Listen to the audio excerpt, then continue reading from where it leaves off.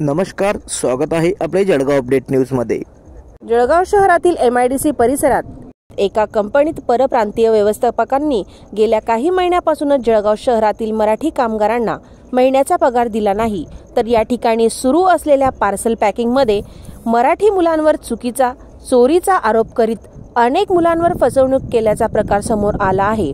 या मराठी मुलांकडून पगार व्यतिरिक्त जास्तीचा मोबदला या मॅनेजरने घेतल्याने ही घटना जळगाव मनसेच्या महानगर अध्यक्ष विनोद शिंदे यांना समजताच त्यांनी लागलीच या कंपनीत धडक दिली व या मराठी कामगारांना पगार तात्काळ मिळावा, तसेच या ठिकाणी सुरू असलेले चुकीचा प्रकार लागलीच थांबावा या शाब्दिक चकमकीत मनसे महानगर अध्यक्ष विनोद शिंदे यांनी थेट कंपनीचे मॅनेजर यांच्या कानाखाली लगावल्याचा प्रकाराचा व्हिडिओ सध्या सोशल मीडियावर जोरदार व्हायरल झालेला आहे।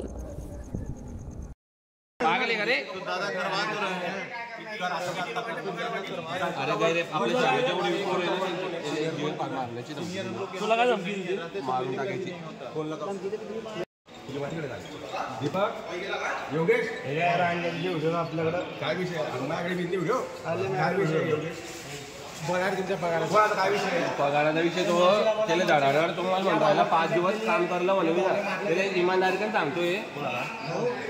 यांनी काय केलं मला माहिती नव्हतं। माझा ट्रेनिंग पिरियड चालू होता 4 ऑक्टोबरचा 2 मोबाईलचा आरोप यांनी माझ्यावर लावला। 34,000 लाख टाकला मला। सांगतो पहिले 3 मुली सोडणार आहे। अरे असं काय करतोय पाणी करे सोडणार आहे येडाय करे 3 मुली शांत बस मला 2 मिनिटं सांगतो।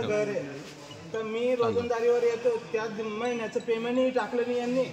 मी रीतसर NC नोंद लिहिली आहे माझ्याकडे बरोबर। तर तिथे यांनी काही होऊ दिलं नहीं।